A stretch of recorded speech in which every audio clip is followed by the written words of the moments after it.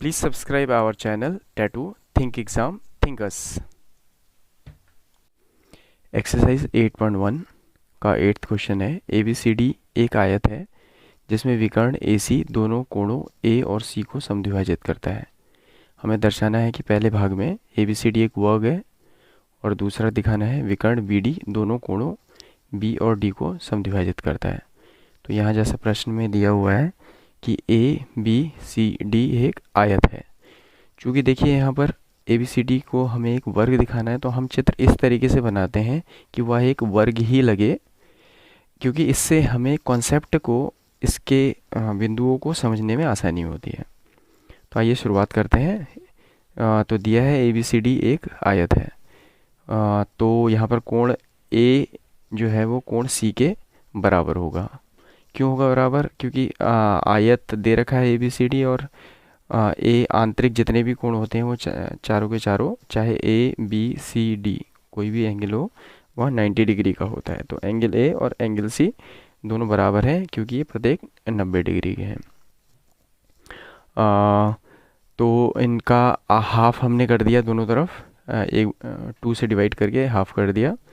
तो angle A का half जो है यहाँ पर क्या हो जाएगा, DAC हो जाएगा।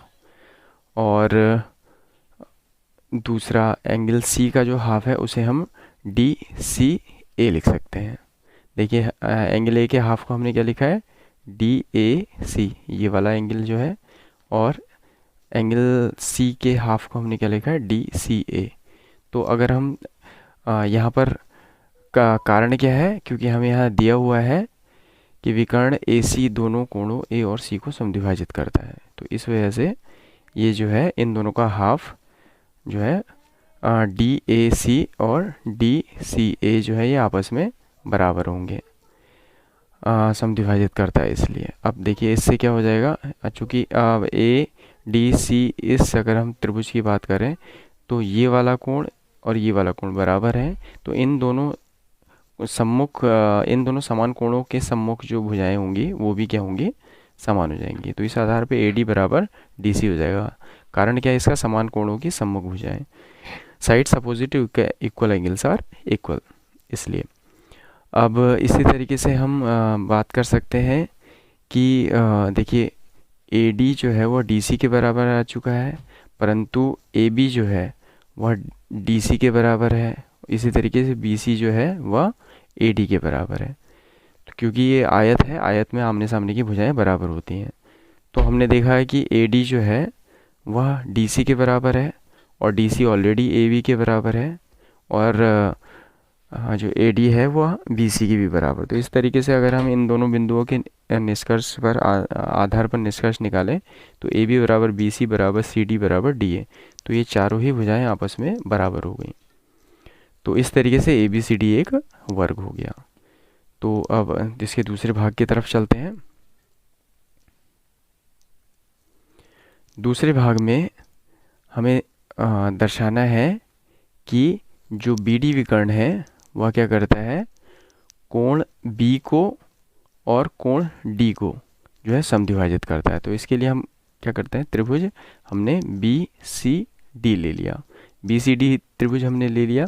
तो इसमें क्या है, देखिए BC और CD ये भुजाएं आपस में बराबर हैं। चूँकि हम पिछले भाग में हमने सिद्ध किया है कि ABCD एक वर्ग है, तो ये वर्ग की सारी भुजाएं बराबर होती हैं, इसलिए BC और CD आपस में बराबर हो गए। अब जब ये दोनों भुजाएं बराबर हैं तो देखिए इनके सामने के जो कोण हैं वो भी बराबर हो जाएंगे। इन कोणों के नाम क्या है, CDB, CDB ये वाला कोण और CBD ये वाला कोण, तो ये दोनों कोण आपस में बराबर हो गए। अब इसके साथ साथ हम ये देख सकते हैं कि CDB जो है, CDB ये वाला कोण बराबर है किसके, ABD कोण के। क्यों? क्योंकि ये क्या है, एकांतर कोण है।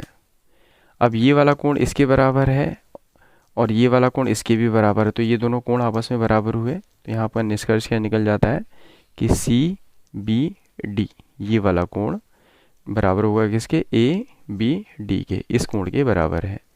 तो इस तरीके से हमने दिखा दिया कि विकर्ण BD जो है वो कोण B को समद्विभाजित करता है।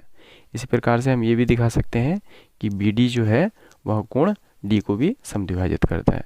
तो अल्टीमेटली अंततः हमने दिखा दिया कि जो विकर्ण बी डी है वह कोण बी और कोण डी दोनों को समद्विभाजित करता है।